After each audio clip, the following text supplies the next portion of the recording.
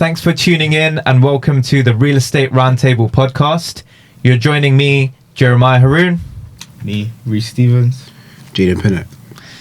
And I know what you're thinking, another property podcast, but I hope you guys relate to this a bit more since we're fairly recently on the scene with property, and we'll be sharing our experiences, our hardships, successes, and overall different topics in property.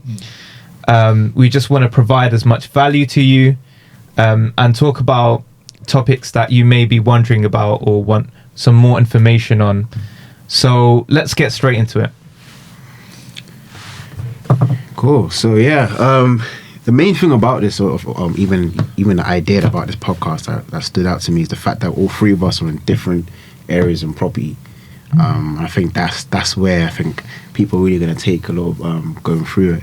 Again, just as Jeremiah said, I started property a good about 6-7 months in terms of learning, but I say 2-3 months of that was learning, but professionally starting it's probably been about 4.5 months to 5. There's a lot that goes into it. I'm primarily a deal sourcer. I know there's something about that name that it has a bad reputation, but essentially if you don't know what it is, again, it's just someone that's the middleman finding investment deals for investors and whatnot. But I specialize primarily in the social housing support living sector, so I work closely with supported housing providers and find them properties and to increase their portfolio in supporting the vulnerable. That's me. Cool. And do you just want to give a bit more of a context on what social housing is for someone that may not know? Yeah, so there's actually a difference between social housing and supported living. Not many people know, but social housing is essentially where for the vulnerable are, the council finances homes for the vulnerable, and this could be stuff like asylum seekers, people that can't afford it, are basically providing affordable homes, and that's pretty much a social housing sector. The unique thing about this for investors is that it's completely financed by the government, hence why investors like that, because again, it's just COVID proof, and it's not dependent on a business doing well per se. It's dependent on the government doing well, so that's a different story if that flops. So that with supported living, it's the same, but it's, again, with the name, it has support. So again, it's about assisting these vulnerable people. These could be people with mental health issues or minor learning disabilities or even other disabilities, and they have extra layer of support that makes them live a semi-independent life. Just the extra support in it. So that's the difference, but very similar in what it does. But yeah, that's the field that I've specialised in. Yeah. And you mentioned that you're a deal sourcer, and when people hear the name or the profession of deal sourcing, they have a certain connotation, but there's a right way to do deal sourcing and there's a wrong way. Correct. And part of the main reason why we wanted to create this platform is to educate people on the right way to deal source. If that is something that they want to get into. Yeah. So Reece, do you want to give a bit more context about what you do? So man like Reece, tell us about yourself. Yeah, man. So my name's Reece. I come from a legal background, actually. So I used to work in a property law firm, done a law degree, but I decided to pivot into the property field. At the moment, I'm a deal sourcer, just like Jaden, sourcing rent-to-rent opportunities. Been doing this for about 7 months now, properly. I'd say, the first couple of months, again, like Jaden said, there's a lot of learning. But now, doing quite well, sourcing rent-to-rent opportunities for investors, mainly with the serviced accommodation strategy. So if you don't know what serviced accommodation is, it's basically, if you've heard of Airbnb, where you'll put your property on an Airbnb platform and you'll receive bookings. Usually works very well in areas that are good for tourism, or I've got a large contractor presence. So yeah. A bit about what I do. I work as a luxury real estate agent. I'm partnered with Luxury Property Partners.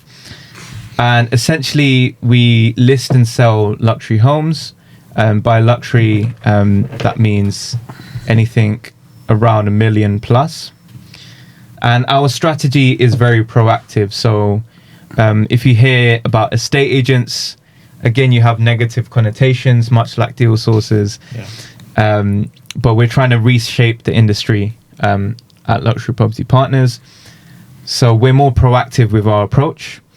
And yes, we may charge a higher fee, but we're more proactive. So we use, for example, one of our strategies is social media content creation. So we create digital assets and share that across our social media platforms. We proactively reach out to people. There's many different parts of our marketing strategies. But yeah, that's essentially how we do things. And a bit of context or background about my journey. So I started around 9-10 months ago in property. Did my property training, started off as a deal sourcer actually. And it's very similar to the two career paths. So with luxury real estate, you're representing the sellers. With deal sourcing, you're representing the buyers mainly for investment opportunities. So with my background, what I was doing previously actually was scientific publishing, where I was dealing with a lot of high profile researchers, dealing with a lot of different egos. So it kind of made sense for me to transition into the luxury sector. Cool. So let's start about how we met, first of all. Oh, yeah. So, Reese, do you want to give a bit of a background about that? Put me in the mud. Okay. When was it? Like, what was it? When did we even meet? Him in August. I met you in November, I think. I met around November That's when time. I first. We all met doing property training. So obviously we're all coming from different backgrounds. I come from a legal background. Jeremiah, scientific publishing. Jaden, video editing. But we all had a aspiration to get into property, trying to basically figure out how we could get into property. So we all met at a training event, and to be honest, just stayed in contact ever since. We all got, we're all similar age ranges, similar personalities, so we stayed in contact along the journey. We go networking events together as well, which has really helped kind of grow us within our journey a lot faster than it would have if we didn't. So that's quite an interesting topic to touch on as well, actually, to be fair, networking events. Yeah, definitely. So Jaden, what do you think, how important is going to networking events and just connecting with different people in the property space? It's everything. I touch this on my Instagram a lot. Like I always talk about network on my Instagram. JP Infinity Property. Give us a follow. Go give him a follow, guys. But yeah, like definitely one thing I found out, and literally Reese just said it just now. I come from a creative background, so definitely not corporate like these guys, and how creative in it, in filming and all that kind of stuff, whatever.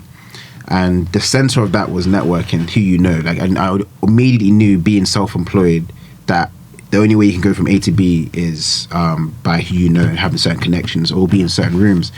And that transition into property, I already knew when I stepped foot into the whole lane property. I clocked it. It's about who you know. It's about building those relationships. But the way it's done through property is a bit different than it is in other ones. It really is more about building a relationship. It's really about doing that. So yeah, going to networking events is key. I would not have met these guys if it wasn't for a networking event. Literally, I probably met these guys about 4 months ago. I feel like I've known them for a whole year. The amount we talk, like, I feel like I've known them for a whole year.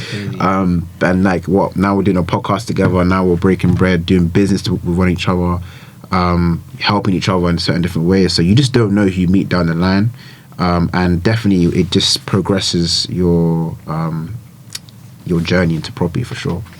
That's me. And they say your network is your net worth. Therefore. We've definitely heard that a lot of times. But it's so true. You need people that have similar mindsets to yours, and that you can learn and grow with together. 100%. And especially in property, like there's so much to learn. Like as a newbie in property, there's so many different like terms or like ways to do things. People have different opinions as well about, for example, what you should do starting off in property. So it's really important to just chat to as many people as possible and learn about the different avenues in property and just learn and grow together. That's the thing. Starting in property, as everyone knows, there's so many loopholes into it. There's so many ways you can fall off, and there's so many different avenues of getting into property. Even just sitting in this room, even though me and Reese both deal sources and he's luxury real estate, we're in different sectors even within those stuff. Estate agency, there's different types. Obviously, deal source, there's different types. So like when you're starting, like you lot explain to me, like when you lot started, how was that process for you guys? I mean, what do you even look into when you first started? Honestly, I'd say it's hard because there's so many ways in, right? And I'm definitely someone that suffers from shiny penny syndrome, where I want to do everything. I see that sounds good. Okay, but that sounds good also. That also sounds good. But it's really about honing in on what works well for you, what matches your kind of your strengths the best, right? So for me, that was deal sourcing. I think deal sourcing is it's a very active strategy, but it's founded upon your ability to build relationships, your ability to be able to follow up, to be able to, come across well when speaking to, whether that's estate agents, whether that's to landlords, whether that's to investors. You need to be quite a people's person and be able to, know your stuff. So I felt like that kind of just matched my strengths, whereas that might not suit someone else who might be more suited to kind of wanting to just go straight in, getting their hands dirty with BRR, for example, which is another property strategy. Where you buy a property and refurb it and refinance, but that didn't suit my time that I was in property, because I just started out, so I didn't have the finance to do that. So it all just depends on where you're at in your journey and what suits your strengths the best. So yes, it's important to note that there's no perfect property strategy. There's many different ways that you can approach property and get into things. So for example, deal sourcing, rent to rents, but also BRR, as you mentioned. And like, for example, if you have the funds or if you can raise finance, there's no one that can say to you that you can't go into BRR straight away. So it's all about educating yourself, and I would say work backwards as well. Big on working backwards. So yeah, for sure. So I would say one tip to avoid shiny penny syndrome is look at your goals. So think about your goals, short term and long term, and then work backwards and think what strategy aligns with your goals. So for example, if your goal is to let's say make certain amount cash flow, like 4k cash flow within the first or second year, maybe BRRs isn't for you, because it takes time to actually start a project, do refurbs, wait for refinancing, that sort of thing. So or even planning, that could take quite a while as well. Yeah, exactly. So it's important to think about your goals. Most definitely. Going back to what you said about working backwards, I had a call with my mentor. Guys, mentorship is needed. And even before getting started, probably don't feel like you need to know everything. In fact, even though I would say I'm experienced and I've learned a lot, like, I also understand I don't need to know everything, and it's very important to leverage off your network of expertise. Like, if I don't know something, cool, I got my mentor. If I don't know something in a certain field, I got Jeremiah. Or if I don't know something in a certain field, got conversation. Again, builds up in a relationship. But again, going back to my mentor, he said something very important to me in terms of starting backwards. It's something called SMART goals.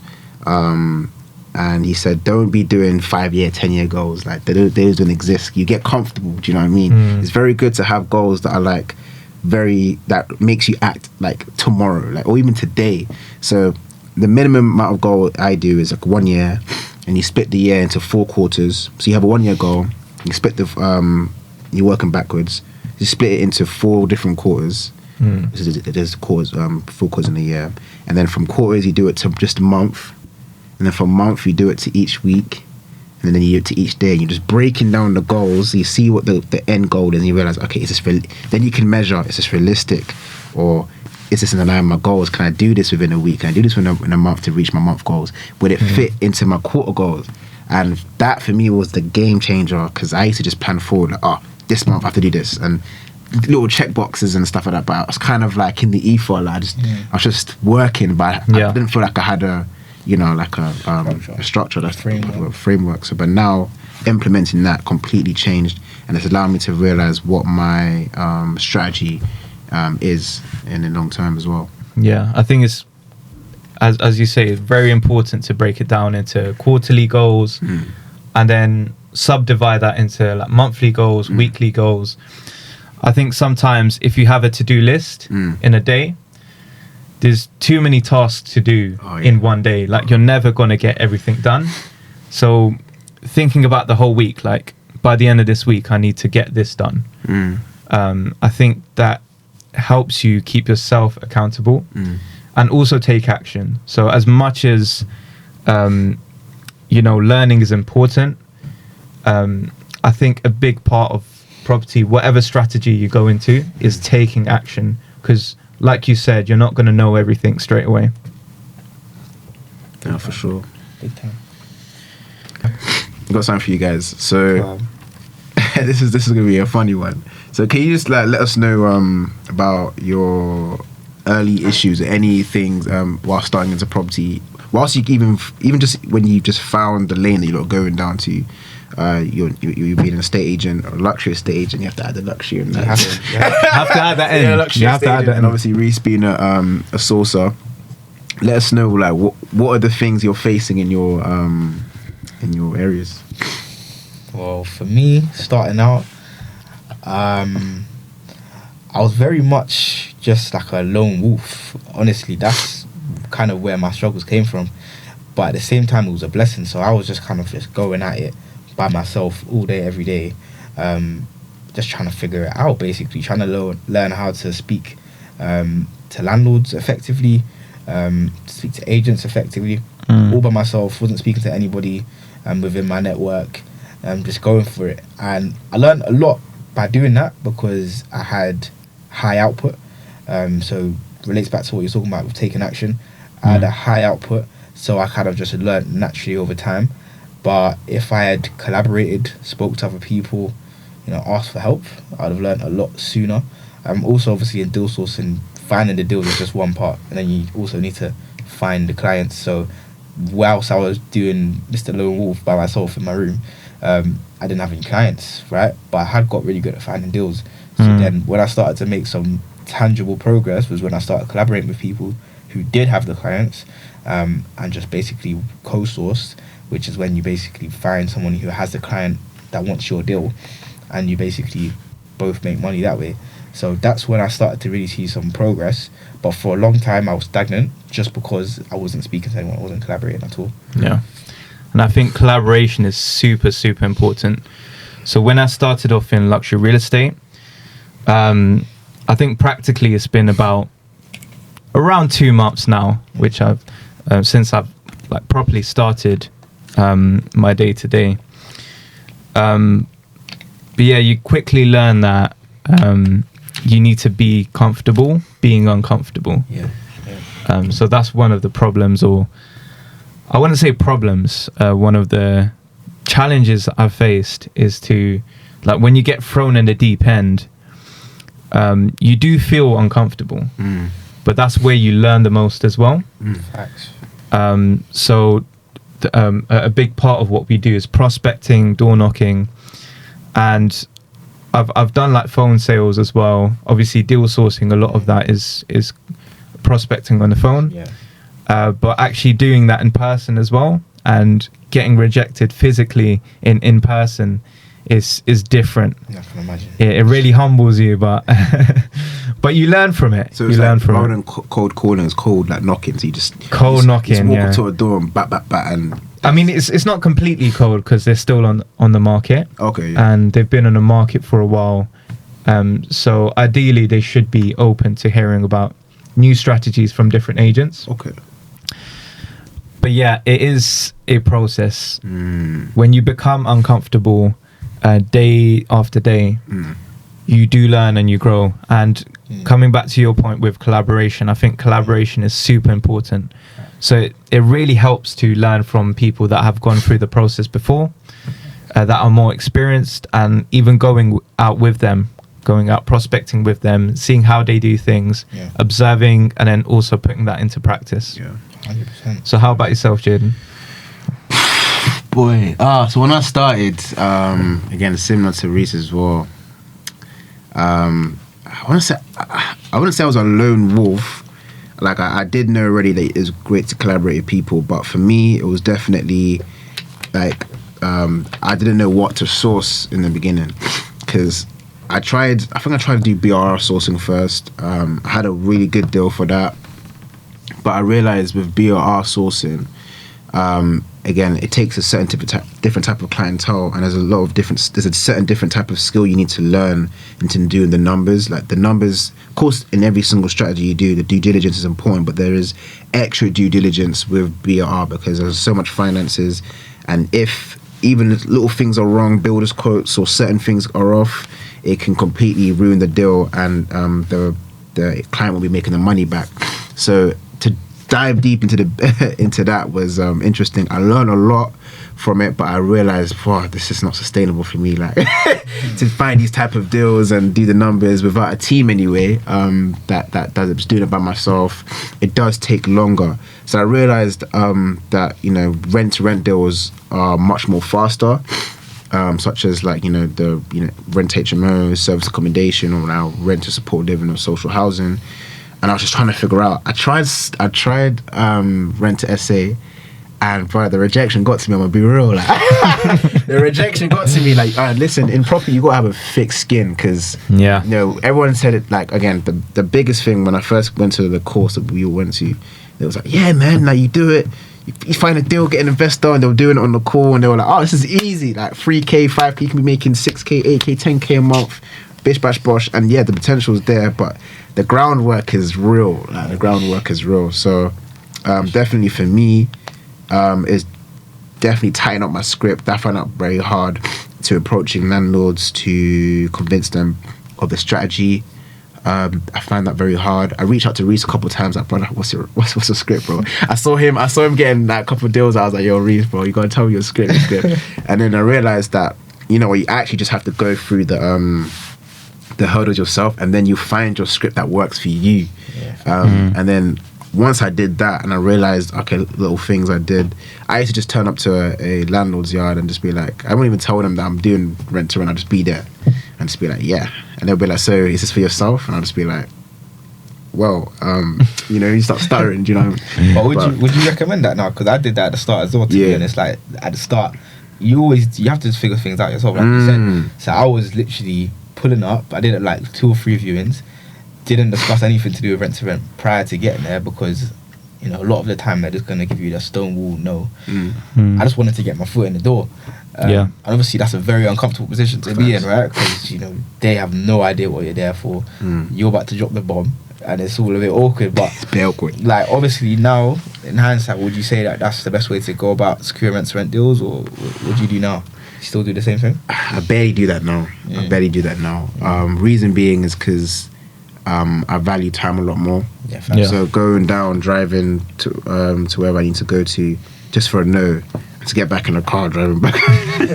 I've done that too many times. I was just like, I ain't got the time for that. So I'd rather just pitch. My main thing is to get them on the call rather than message, so you can explain what you're doing. But that's the strategy I use now. 100%. And I think that if you're honest about everything that you're doing, not saying that you weren't honest previously, but if you just lay everything out and just say, this is what I'm doing, obviously you'll get people that just reject it outright due to previous experience, and that is what it is.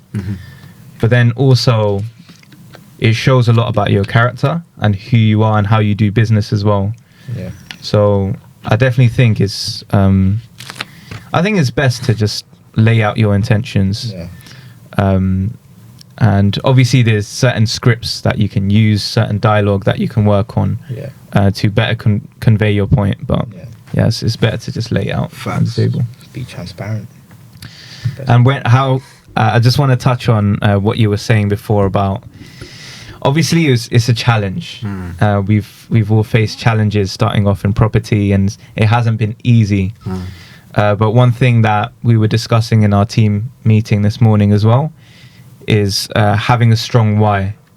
So your why is so important. Why are you doing this? At the end of the day, we do want a better life. Obviously, we do want to make a certain amount of money, to support our families, to, you know, treat the ones that we love. But there's always levels deeper, isn't it? You can always go deeper into your why. So having a why is really important, and I would suggest just sitting down, just put your phone to the side and just get a notepad out and just really think about why you're doing this, isn't it?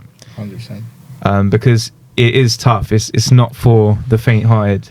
Entrepreneurship ain't for the Entrepreneurship it is a tough journey, and it's not going to be easy, and there's going to be a lot of early mornings, late nights. So you really need to remind yourself about why you're doing things.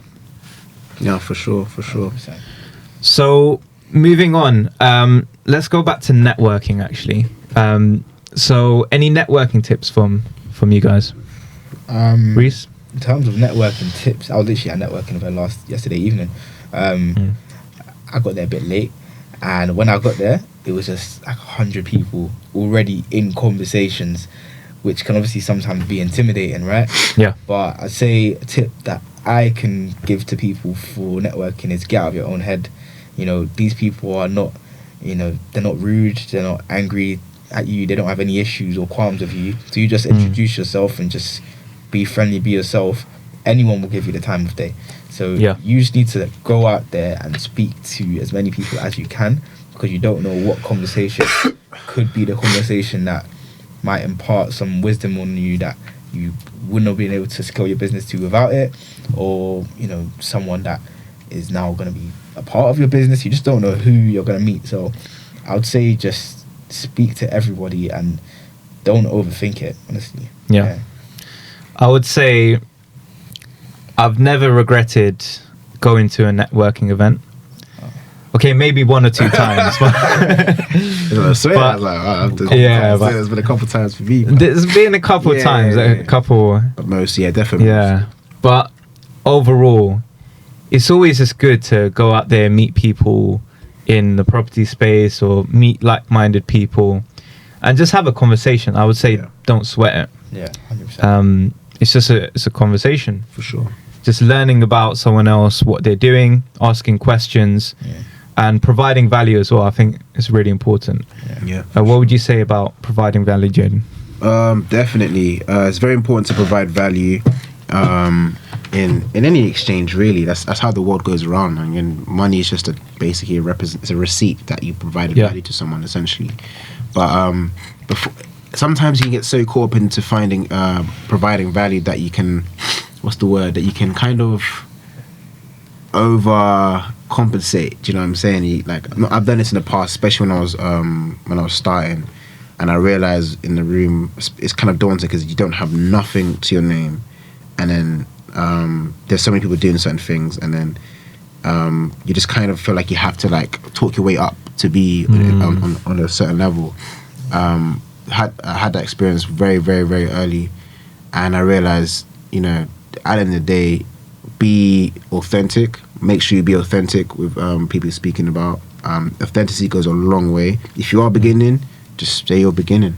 And there's a lot of people where I've done that to, and I've gone to a networking event, and they've just helped me, oh, cool, come to here. If I'd have said, I know this person, I'm going this deal tomorrow, I'm doing this deal, it would have been okay, you're sorted. Do you know what I'm saying? It seems like you don't need any help. Do you know what I'm saying? Yeah. And because I was honest, I'm starting, but I'm hungry, and they're just all right, cool, I can see you're hungry, come to this thing with me, and blah, blah, blah. And that's happened to me on a couple of occasions, just because I decided to be authentic. So definitely provide value, but also be authentic, especially if you're starting your journey. Obviously later on the deals start coming through and you start going around, then obviously you can be confident in what you've done as well. But definitely if you're starting, just be authentic for sure. 100% agree. Being authentic, being honest is definitely important. It's definitely key, because a lot of times opportunities will come to you. Like if you're honest about your situation, you say, I don't have much experience. You may find someone that's more experienced than you, that's willing to take you under their wing. Exactly. And yes, it's a sticky one, because like when you're starting off, there's not much value that you can provide. I would say what you can do is say, if you have connections in this space already, if someone needs help with a certain thing, then you can refer that person to someone else. But yes, it's tough. Like when you're starting out, there's not much that you can do to provide value. I definitely think there is though. I think time is the biggest thing for anyone. That's why I think sourcing is definitely a great entry point, because if someone's saying that I got a bit of cash, I'm looking for a deal, you may not have any experience, but it's just to be like, I live in that area, or I'm close to that area, like if I find you a deal, would you be open to to taking it on? And then you've provided value just for the exchange of your time for looking, and so definitely that's how I think that's the entry point of value, is definitely time. What would you say to that? No, 100%. I mean, starting out, ideally you'd want to have time. If you want to start out and learn something like property, as vast as property, you want to have the time to dedicate towards that. So that is, like you said, what you can offer to these guys that you're intimidated by, who have done X, Y, Z, and you feel like, I can't even conversate with them. You can offer them time. Say, listen, what are your pain points in your business? Because no one's perfect. They've got themselves to a certain level, but they've also got pain points. So you can ask them, listen, what would you need in the ideal world right now? And just see how you can insert yourself in a way that you can provide value to them.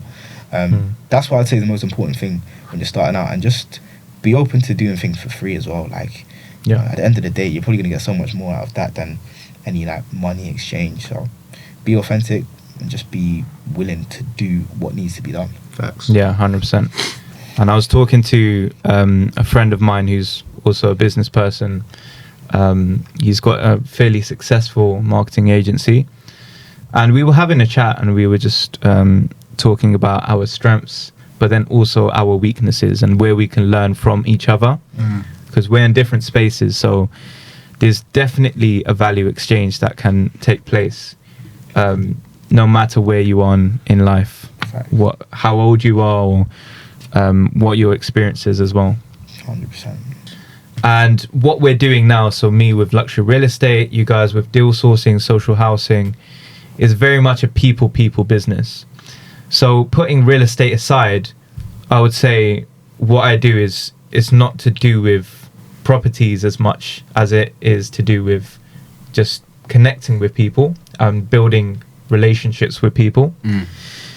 So yeah, what do you guys think about that? How important it is to go out there to networking events and build relationships? It's crucial in any walk of life, like you said. It's not just property related, and that's just the first touch point, because I feel like a lot of people fall where they go to networking events, they're excited, they met XYZ people, but then what happens after that? The most important part of networking and connecting with people is the follow-up, because if you don't follow up, then the relationship falls by the wayside and you don't extract any value out of it. So as well as meeting people, building relationships, that's great, but in order to actually build a relationship, you need to be able to nurture a relationship over time, to the point where you can actually build that know, like and trust and exchange value. So I think, touching on what you said, build relationships, but also follow up. Ask them how are they doing outside of property, how's the kids.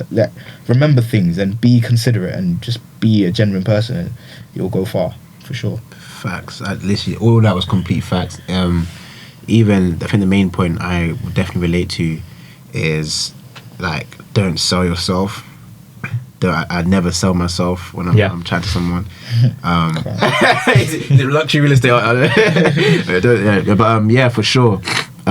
Literally just, again, what Reece said about, like, just sometimes taking, even though you are a property networking event, sometimes taking things out, finding things that you can relate to outside of property can give you that extra. Maybe it could be something as like simple as what team they support, or like what they do outside of property, or what they did before they started into property. You can find, I did that, and then boom, that relationship is there. One thing I do personally that I've learned to do when I go to networking events is called the 3-2-1 method.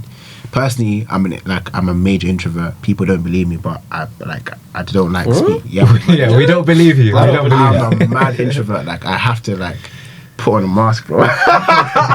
Now we see you working around the room, smooth. I literally, you're natural with it. What I do for that is actually, it's called the 3-2-1 method, where it's kind of like, you know, if I feel like I'm waving between a decision to talk to someone, my brain will go 3-2-1. I just walk.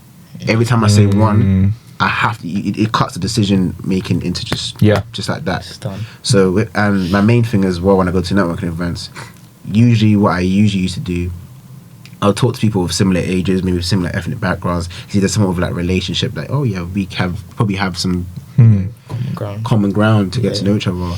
I'll go for someone now that's completely probably not in my demographic, older, probably different sex, different things. And I make sure I go for those now, especially focus on those, because it's very important to just not create the same type of environment, to kind of dip into different environments. So I do the 3-2-1 method for them, and you know, it could be someone that I wouldn't usually talk to on the street randomly. I just go to them straight, like, and it makes me, and I've got a lot of great connections from doing that. Like sometimes guys definitely like don't get comfortable speaking to people that you usually would speak to. Chat to someone that you feel like you would feel comfortable. Go for those ones. Those ones. I love it. 3-2-1. You know, and just go for it. Method. Okay, I can definitely relate to this in the sense that, you know, when starting off, it can be daunting. You walk into a room, there's a lot of people around, and it's quite daunting. As I said, going into a room and just starting to speak to people, especially those that are within property that may have some more experience than you. But I think, as you mentioned, 3-2-1, just go for it. And I think first impressions definitely count. So dressing well, making sure you're confident, firm handshake, eye contact needs to be there, and just go for it. Just don't sweat it. Just speak to people. And I think it's networking events are great in the sense that it gives you a lot of experience with your communication skills. So building and nurturing your communication, and just how to speak to different types of people. As you said, Jaden, speaking to different types of people, those that you may not meet on the street or may not naturally gravitate towards. No facts. Have you guys had any like awkward times in networking, and anything that comes to mind, or bad experiences during networking? Reese, anything? Bad experiences during networking. Obviously, not all conversations are gonna flow in it. So obviously, you've had a few awkward conversations, but I feel like I've had a few conversations with people that are probably doing a lot more well than me, and they'll kind of just like, they don't engage in the conversation because they don't deem any value exchange. That's obviously not ideal. Sometimes you're looking at someone that, okay, they're doing sick things, you want to ask them why, but after they're done explaining their part, there's no, what about you? It's just like, I think in terms of awkward situations, I've definitely been in conversation with people that just don't stop chatting, and we've definitely right. I'm sure you can relate to that. Some people just like to go on and on, but I think it's important to just have a boundary almost, and say, look, it's great chatting to you, we can continue this conversation at a later time, but I would like to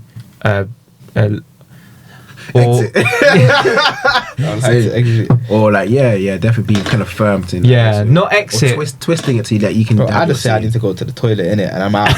I mean, I'm out of there. Then you can be a bit more direct with it. Just say, let's speak to more people. We're at networking event. Let's speak to more people. Very true. Walk the room. Mine is definitely similar to reason. I think where, like, this is why I've taken this on personally for myself. Like, no matter how big I get, no matter how many deals I sell, no matter how much my business is turning over, if someone is starting their journey, I'm always going to give them time of day.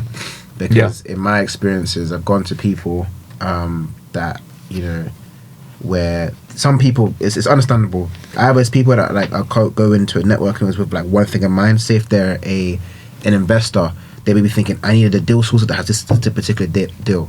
And then they'll be talking, and when they realize you don't have that, they're just like, nice talking to you, and then they move on. You're just like, okay, or vice versa. They're also looking for an investor. As soon as they find out that you're not that, they just be like, oh yeah, and just walk away. And I've had that a couple times when it's just like, just because we're not aligning at this point in time doesn't mean that we can't just have a normal conversation, like, as human beings. You know what I'm saying? So that's so important. I've had plenty of like situations like that where, again, Bruce was saying, someone's bigger, when they realize that you're not say on their level, but like in the same field of what they're doing at that point of time, then they just kind of swap you off. But the thing is, you never know where people are going to be in a year, 2 years time, or who they know that can connect you. That's why I always, no matter what I need from that event, I'll chat to anyone in any field, because you just don't know 2 years, 2 months down the line, they might need that person.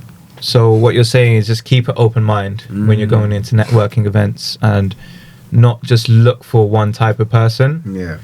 But just speak to as many people as possible, because you never know, later down the line they may be able to help you. Yeah. You may be able to work with them. Be that guy, and I know don't be that guy I never can that just goes with one narrow-minded vision. For sure. And referrals, like referrals are a big thing, and obviously your personal network is important, but you can always leverage off other people's network, so who they know themselves. Yeah 100%. So have you ever been in a situation, Reese, where you've benefited from meeting someone at a networking event in your business? Yeah, very much so. I mean, at least 2 of my clients have come from networking events who I've found deals for.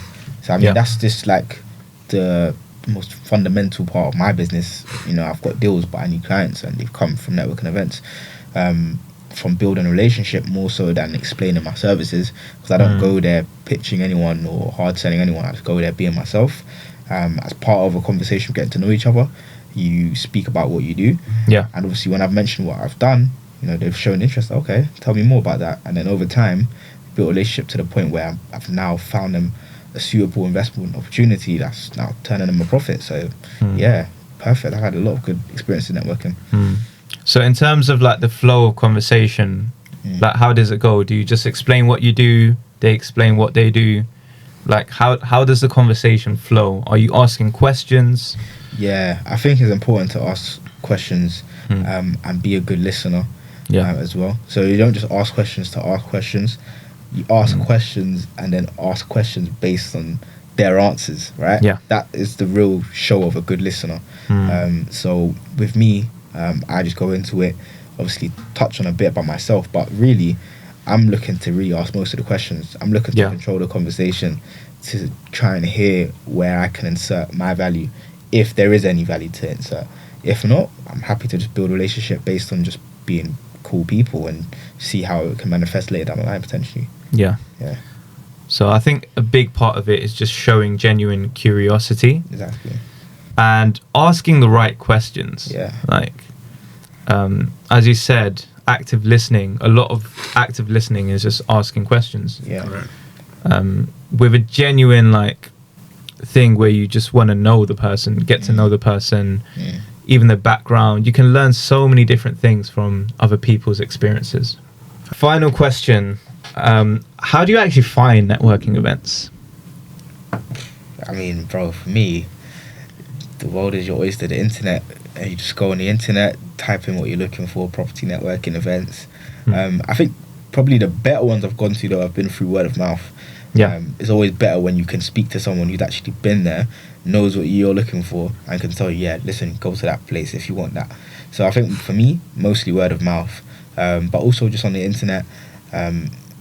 Do your research into them, see if there's any like panel speakers that you'd be particularly interested in listening to, and then when you go to the networking events, ask other people, okay, what other networking events do you go to? So I think, yeah, for me, that's how I found it, really. How about you, Jaden? Likewise, definitely mainly probably Eventbrite, and likewise hearing from friends or people what event they're going to. Sometimes it'll be random, like, yo, I'm going to this event, you come in. That comes a lot, so again, through word of mouth. I try to go to network events at least like 3 times a month. Trying to up it. That basically works at almost like 1 a week sometimes, but yeah, definitely that's me. Nice. Yeah, similar for me. So Eventbrite, you can look online, or people that you follow, like on Instagram, sometimes they might, Or Instagram. yeah, they might promote their own events, speak to other people, see what events they're going to. But yeah, this is quite easy, I would say, to find networking events these days. Yeah. And I would say the free ones are great. Definitely start off with free events, but even if there's a price tag to it, 20, 30 pound, I think it's definitely worth spending the extra money 100%. because you have people that have invested into buying a ticket and going to the event. So you do find some quality connections in paid events as well. But yeah, I think that pretty much sums up networking. Yeah. If you have any questions, then feel free to reach out to us. We'll leave our Instagram handles on the screen. If you're watching on YouTube, or if you're listening to us, then Reese, what's your Instagram? So my Instagram is Reese in Real Estate, all one word. Yeah, be sure to give me a follow, reach out if you have any questions. Jaden? Mine is JP Infinity Property. Yeah, likewise, same. Reach out to me if you need anything on support living or social housing, you're interested into that. Shout me. Nice. And you'll find me, it's just my full name, Jeremiah Haroon. Anything related to luxury real estate, negotiation. If you have more questions about networking, then feel free to reach out to me. That was episode 1. I hope you enjoyed it, and we'll see you in the next one.